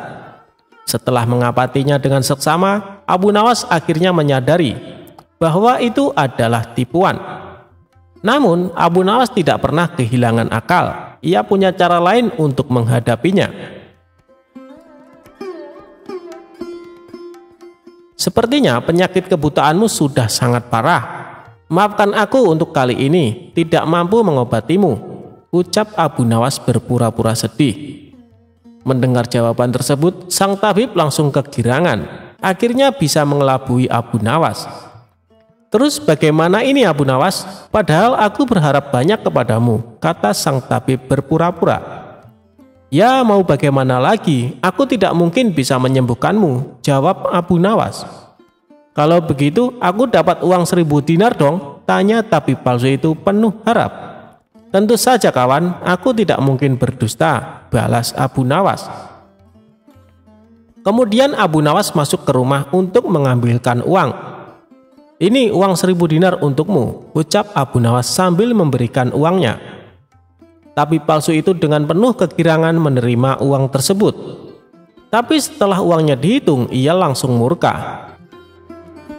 Hei Abu Nawas, kenapa hanya 10 dinar?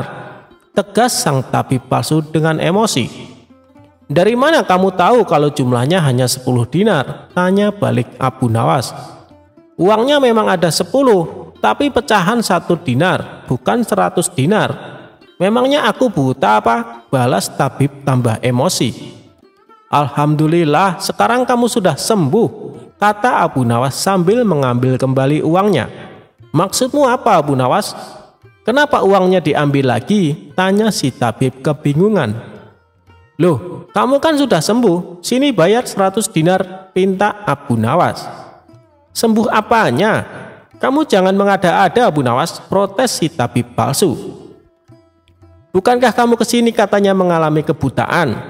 Tapi kamu bisa membedakan mana pecahan 1 dinar dan mana pecahan 100 dinar. Berarti matamu sudah bisa melihat, jelas Abu Nawas. Tabib palsu itu tidak bisa berkata apa-apa. Ia pun terpaksa memberikan 100 dinar kepada Abu Nawas dan pergi dengan perasaan kecewa. Aku kapok berurusan dengan Abu Nawas, ucap si tabib palsu. Sementara Abu Nawas berhasil mendapatkan kembali 300 dinarnya yang pernah diberikan kepada sang tabib palsu sewaktu sakit berobat.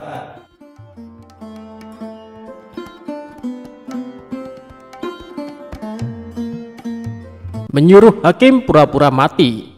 Raja tertawa terpingkal-pingkal mengetahuinya. Jika berbicara orang cerdas tapi bertingkah konyol, salah satu yang sangat terkenal adalah Abu Nawas. Dia merupakan seorang penyair berkebangsaan Arab yang hidup di zaman dinasti Abbasiyah. Abu Nawas selalu punya cara lepas dari jebakan raja. Dikisahkan bahwa tingkah lucu Abu Nawas sempat membuat raja tertawa terpingkal-pingkal. Suatu hari raja mengadakan syukuran nama bayi. Dalam syukuran kali ini, raja tidak mengundang Abu Nawas karena dianggap akan mengacaukan acara. Tetapi bukan Abu Nawas namanya jika kehabisan akal.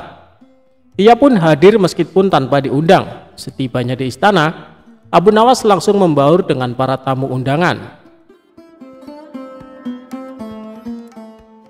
Para hadirin sekalian, saya ingin mengumumkan mulai hari ini, nama bayi ini adalah Jabnib, kata raja.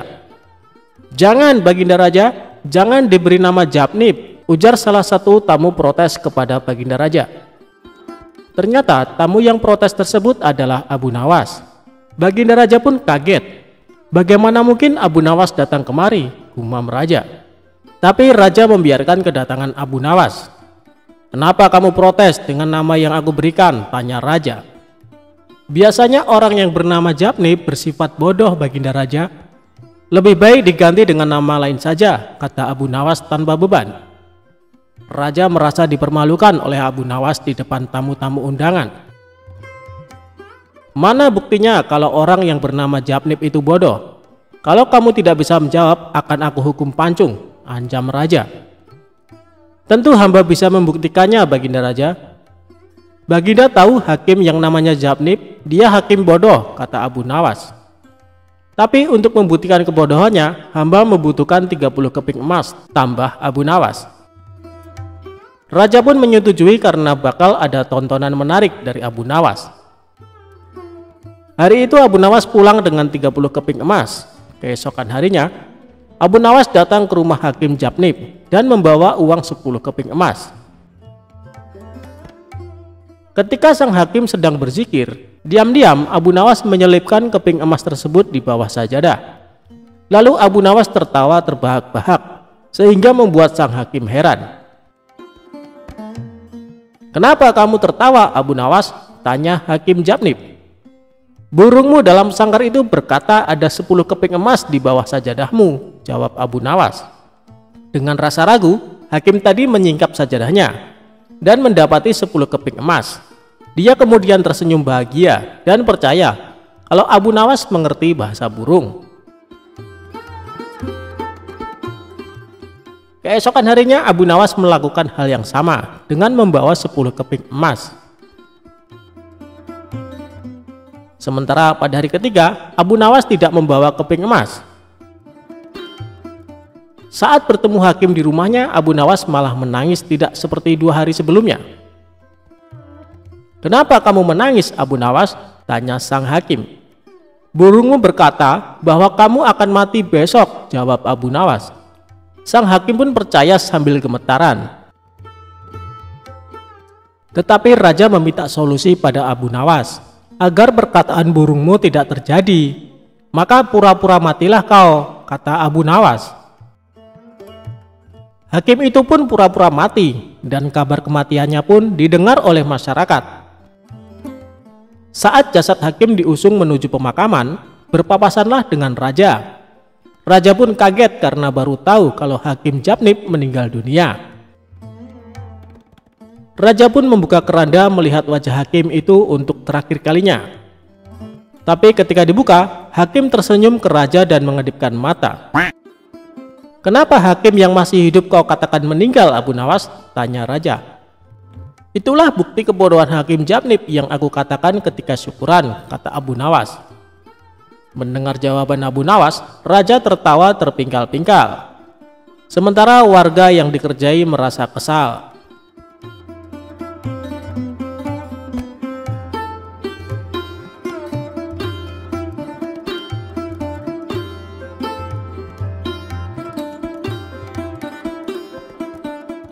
Dikerjai tetangga, Abu Nawas malah dapat makanan gratis.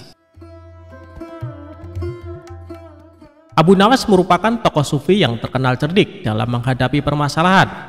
Ia juga seorang pujangga Arab yang sangat jenaka. Namanya selalu disebut-sebut di seluruh belahan dunia karena kisah-kisahnya yang mengocok perut.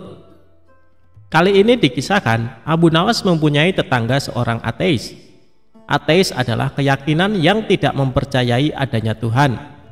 Meski demikian, Abu Nawas tetap menghormati tetangganya itu.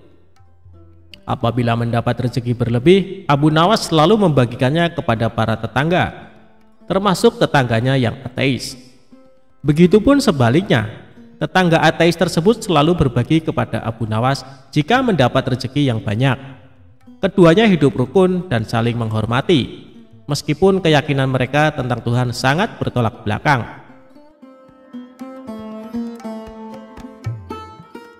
Namun ada satu hal yang membuat tetangga ateis ini kesal dengan perilaku Abu Nawas.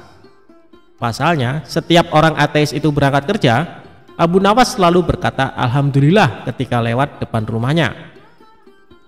Sebenarnya ucapan tersebut bukan untuk mengolok-olok tetangganya yang ateis itu. Hal ini karena Abu Nawas selalu mengatakan Alhamdulillah kepada siapa saja yang lewat di depan rumahnya, dan sudah menjadi kebiasaannya. Lama-kelamaan tetangga ateis ini merasa risih dan terganggu dengan ucapan tersebut.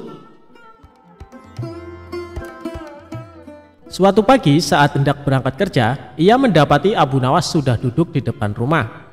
Saat dirinya melintas tepat di depan Abu Nawas, sambil tersenyum terdengar ucapan Alhamdulillah. Marahlah tetangga ateis itu. "Tidak ada Tuhan," teriaknya dengan mata melotot. Abu Nawas sontak terkejut melihat tetangganya tiba-tiba marah.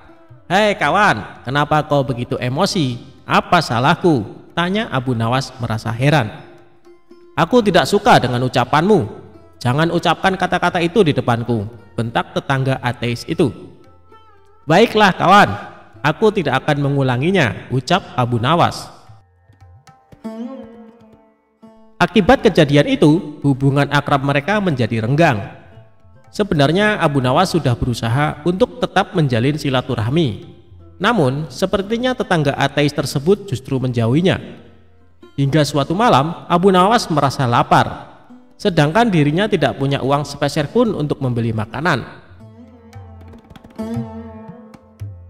Selepas sholat Isya, Abu Nawas berdoa, "Ya Allah, hamba sedang mengalami masa sulit. Hamba tidak punya uang, juga tidak punya pekerjaan. Berilah hamba rezeki ya Allah. Malam ini hamba sangat lapar. Hamba membutuhkan makanan," ucap Abu Nawas dalam doanya. Rupanya doa Abu Nawas ini didengar oleh tetangganya yang ateis. Maka muncullah ide usil di benaknya. "Aku akan mengerjai Abu Nawas, sekaligus membuktikan bahwa Tuhannya tidak bisa memberi makanan," pikir tetangga ateis tersebut. Kemudian tetangga itu pergi ke warung untuk membeli beberapa potong roti, lalu dimasukkan ke dalam kantong besar. Ia juga menyelipkan kertas yang di dalamnya terdapat tulisan, "Ini bukan dari Tuhanmu, ini dari tetanggamu yang ateis," tulisnya. Sepulang dari warung, ia meletakkan kantong besar tersebut di depan pintu rumah Abu Nawas. Tetangga ateis ini lalu mengetuk pintu dan langsung bersembunyi di balik semak-semak. Ia penasaran ingin tahu apa reaksi Abu Nawas ketika menerima hadiah darinya.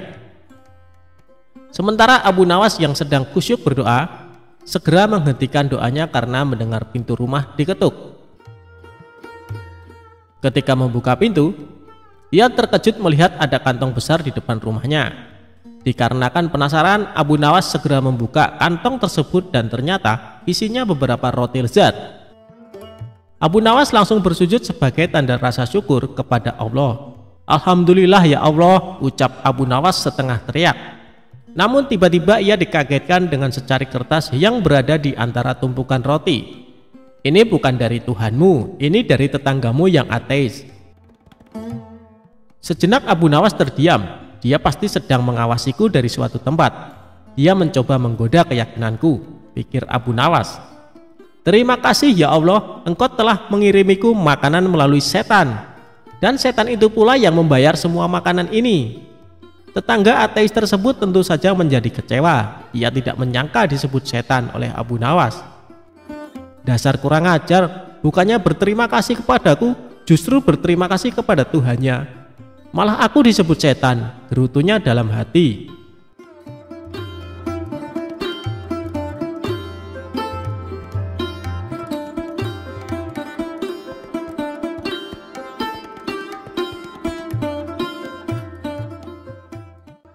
Abu Nawas menangkap pencuri dengan tongkat ajaib. Pada suatu hari, kota Baghdad digemparkan dengan terjadinya pencurian di rumah saudagar kaya raya, dan ada sebanyak uang 100 dinar lenyap di gondol pencuri. Nampaknya pencuri tersebut sangat profesional. Buktinya saja sudah banyak petugas dikerahkan untuk mengejar pencuri itu, namun si maling tak kunjung ketangkap. Sang saudagar kaya raya semakin gusar dibuatnya. Bagaimana tidak? Sudah uangnya diambil, kemudian ada rasa penasaran sebenarnya siapa pencuri lihai tersebut. Hebatnya, tak ada satupun pertanda yang bisa dilanjutkan sebagai bahan penyelidikan lebih lanjut. Bahkan, meskipun telah mendesak pejabat setempat, tetap saja hasilnya nihil. Pada akhirnya sang saudagar membuat keputusan. Barang siapa yang mencuri hartanya dan dia mau mengembalikan, maka dia akan mendapatkan hak separuh dari harta yang dicuri tersebut. Namun meskipun sudah diberikan pengumuman tersebut, si pencuri tak kunjung memperlihatkan batang hidungnya. Bahkan si pencuri ini merasa nyaman dan aman karena tak satupun orang yang mengetahui ulahnya. Tidak putus asa, sang saudagar akhirnya membuat sayembara baru. Barang siapa yang berhasil mendapatkan pencuri tersebut, maka dia akan mendapatkan seluruh harta tersebut. Tentu saja sayembara ini sangat menarik warga Baghdad. Banyak sekali orang-orang yang mendaftar untuk ikut andil bagian, termasuk si pencuri itu sendiri. Awalnya si pencuri berniat untuk meninggalkan kota Baghdad dengan membawa harta curiannya. Namun setelah dipikir-pikir, kepergiannya hanya akan membuka aibnya. Karena itu, si pencuri mencoba bertahan di kota dengan ikut-ikutan menjadi peserta sayembara. Dia semakin merasa aman saat berkumpul dengan peserta sayembara. Dia sangat yakin kedoknya tidak akan terbongkar. Begitu melihat hasil yang belum jelas terlihat dari sayembara yang sudah dibukanya, sang saudagar akhirnya mendesak sang hakim untuk mendatangkan Abu Nawas. Namun sayangnya, Abu Nawas pada hari itu sedang berada di Damaskus dan baru bisa pulang pada esok harinya. Semua harapan bertumbuh pada Abu Nawas. Kasak-kusuk begitu gencar di kalangan warga. Mereka menebak apakah Abu Nawas mampu menguak teka-teki tersebut. Sementara itu, si pencuri hatinya menjadi ciut karena dia tahu bagaimana kemampuan Abu Nawas dalam memecahkan masalah. Pada keesokan harinya, Abu Nawas datang dengan membawa tongkat banyak sekali. Dan kemudian dia membagikan tongkat-tongkat tersebut kepada semua yang hadir sambil berpesan, "Tongkat-tongkat ini sudah saya mantrai. Kalian bawa pulang. Besok bawa kembali ke sini. Jika salah satu di antara kalian pencurinya, maka tongkat akan bertambah satu telunjuk. Yang bukan pencuri maka tidak usah khawatir," ujar Abu Nawas. Kemudian semua warga pulang dan si pencuri bingung bagaimana bisa lolos di esok hari. Setelah memeras otak, dia memutuskan untuk memotong tongkat tersebut sepanjang telunjuk jarinya. Keesokan harinya, semua warga berkumpul dan mengembalikan tongkat kepada Abu Nawas. Pada saat menerima tongkat dari pencuri tersebut, Abu Nawas langsung menangkapnya karena tongkatnya menjadi lebih pendek. Kemudian si pencuri diadili dengan seadil-adilnya. Akhirnya Abu Nawas berhak menerima uang 100 dinar tersebut. Namun uang tersebut dibagikan kepada fakir miskin di kotanya.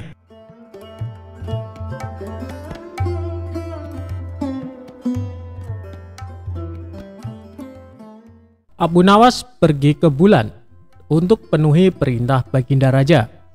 Ribuan bintang pun jadi saksinya.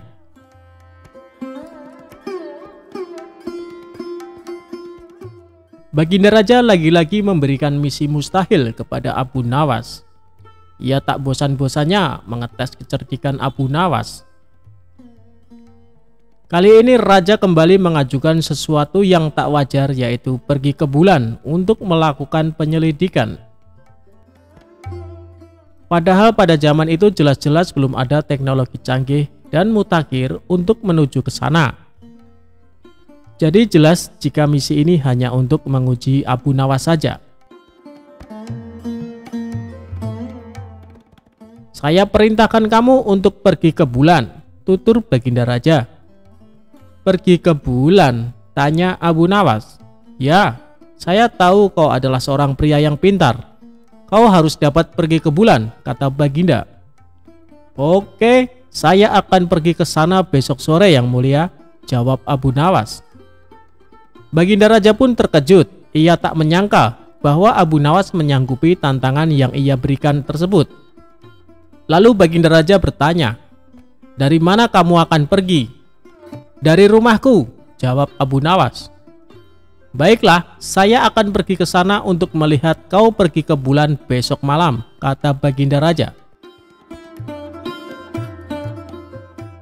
Malam itu Baginda Raja bersama dengan menterinya pergi ke rumah Abu Nawas. Ketika Raja dan para menterinya tiba di sana, Abu Nawas sudah tak ada di rumah.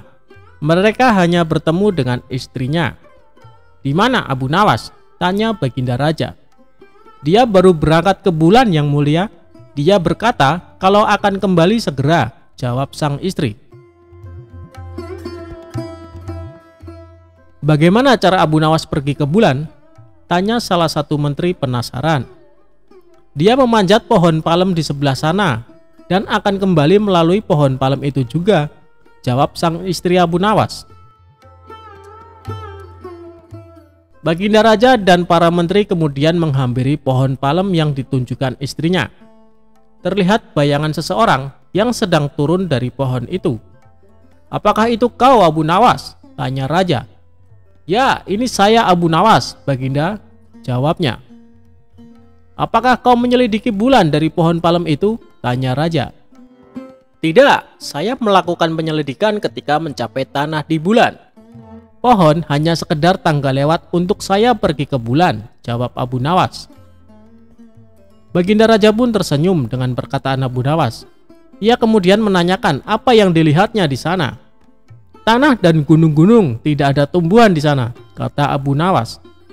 Masih tak percaya, Baginda pun meminta saksi yang bisa menjelaskan kebenaran akan perkataan Abu Nawas. Abu Nawas bahkan mengatakan bahwa dirinya mampu memberikan hingga ribuan kesaksian. "Siapa mereka yang bersaksi?" tanya Baginda Raja. Abu Nawas kemudian mengarahkan jarinya ke langit. "Bintang-bintang adalah saksiku jika Baginda tidak mempercayaiku. Baginda dapat menanyakan langsung pada mereka," kata Abu Nawas dengan yakin. Mendengar jawaban itu, Baginda Raja tertawa. "Mengapa kau tak menunggu kami menyaksikan kau pergi ke bulan?" tanya Raja. "Anda terlambat yang mulia, saya hanya dapat pergi ke bulan pada waktu tertentu saja."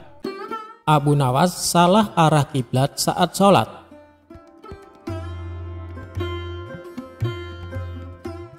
Alkisah, sewaktu-waktu Abu Nawas mengunjungi sahabat lamanya yang sudah lama tidak ditemui. Seperti biasa, Abu Nawas hanya membawa perbekalan seadanya saat pergi ke kota lain menemui sahabatnya.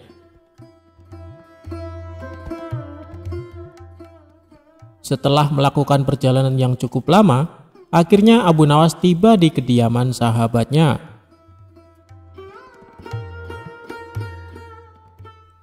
"Assalamualaikum," ujar Abu Nawas sambil mengetuk pintu rumah sahabatnya. "Waalaikumsalam," jawab seseorang dari dalam rumah. Ketika pintu rumah dibuka, sahabat Abu Nawas kaget sekaligus senang melihat tamu yang datang ke rumahnya. Sahabatnya pun memeluk Abu Nawas dan bertanya tentang kabarnya selama ini sambil mempersilahkan masuk ke dalam rumah. Abu Nawas dan sahabatnya kemudian asik berbincang soal kehidupan mereka masing-masing. Tak terasa, azan asar pun sudah terdengar. Obrolan mereka berhenti untuk melaksanakan sholat asar terlebih dahulu. "Wahai kawan, saya minta izin sholat di rumahmu," pinta Abu Nawas kepada sahabatnya. "Oh, silahkan Abu Nawas, saya mau keluar sebentar untuk membeli makanan," balas sahabatnya kepada Abu Nawas. Abu Nawas pergi ke kamar mandi untuk mengambil wudhu. Selesai wudhu, ia bingung harus menghadap kiblat ke arah sebelah mana. Sementara sahabatnya sedang keluar rumah untuk membeli makanan. Kepada siapa Abu Nawas bisa bertanya? Abu Nawas pun menunggu sahabatnya pulang agar bisa menanyakan arah kiblat di mana. Namun, ditunggu-tunggu sahabatnya tak kunjung datang juga. Akhirnya, Abu Nawas memutuskan sholat dengan arah kiblat yang ia kira-kira sendiri di mana arahnya. Dan ia menggelar sajadahnya lalu sholat asar. Sahabatnya yang datang tak lama setelah Abu Nawas sholat asar langsung tertawa melihat sahabatnya sholat dengan arah yang salah. Setelah Abu Nawas selesai sholat, sahabatnya berkata memberitahu bahwa kiblatnya salah. "Hei Abu Nawas, arah kiblatnya bukan ke situ," kata sahabatnya. Kemudian Abu Nawas balik bertanya kepada sahabatnya, apa arah kiblat waktu ia sholat tadi salah. "Apakah arah sholatku salah?" tanya Abu Nawas kepada sahabatnya. "Tidak, hanya saja arah sajadah kamu yang salah," jawab sahabatnya menjawab pertanyaan Abu Nawas. Kemudian Abu Nawas pun kembali membalas perkataan sahabatnya dengan guyonan. "Kalau begitu tegur saja sajadahku, jangan aku," kata Abu Nawas kepada sahabatnya. Sontak keduanya kemudian tertawa bersama-sama. Lalu Abu Nawas mengajak sahabatnya sholat berjamaah. "Ya sudah, mari kita sholat berjamaah. Habis itu baru kita makan-makan," ajak Abu Nawas kepada sahabatnya.